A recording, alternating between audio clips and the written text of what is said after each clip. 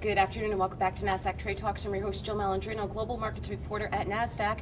We've been coming to you live from day 2 of the 2018 Options Industry Conference. Joining me for this segment is Elinor Comlay. She's a Global Managing Editor over at EQ Derivatives. Thank you very much for joining us at OIC. We're going to focus on the current volatility regime and how has the volatility environment changed since the February volatility spike? Right, so there's been a big change. In fact, one of the things that we were just talking about on the panel this morning at the conference is how on February 5th, all of a sudden, everybody woke up and we were no longer in this very reassuring and very established and apparently unchanging low volatility regime.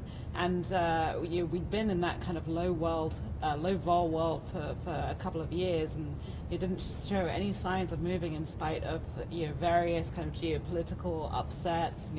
A lot of potential upsets hadn't shaken the low vol regime, and then all of a sudden at the start of February there were some changes, and the highly levered exchange traded fund and that whole world just changed.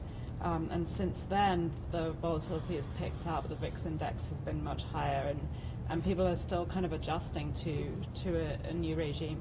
What have market participants, or have they, learned anything since we've had this volatility change? Well, one of the things that we were talking about on the panel, it seems like very back to basics, but one of the things we were talking about was there's always this kind of rush into new products. Everybody gets very excited about the short volatility trade, as it were, which was very popular for the last few years. You always have to read your documents when you get into something like XIV or whatever it is. And one of the questions that we had as a panel was about portfolio insurance back in the 1980s. And how that was associated with the 87 crash, and whether that was very similar to what we experienced back in February. And the panelists felt like it was, and really what their kind of conclusion was from early February was that it always comes down to knowing what is out there in the market, right, and what people are trading. Do you think that volatility can be traded as an asset class? That was another big topic that we covered. A lot of people here have been talking about using options for hedging. It's always been a topic that people have, options are for hedging, obviously. But a lot of people were asking, I pay all this money for these options, and I'm not getting any payback for that investment.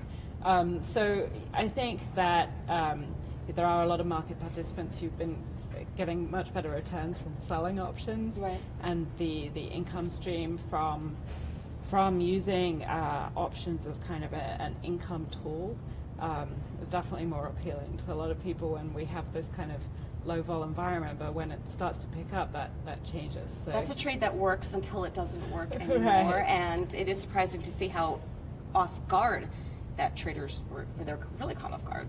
So. Well, thank you very much for joining us at OIC. It was great to meet with you. And traders, thank you for joining me. I'm Jill Malandrino, Global Markets Reporter at Nasdaq.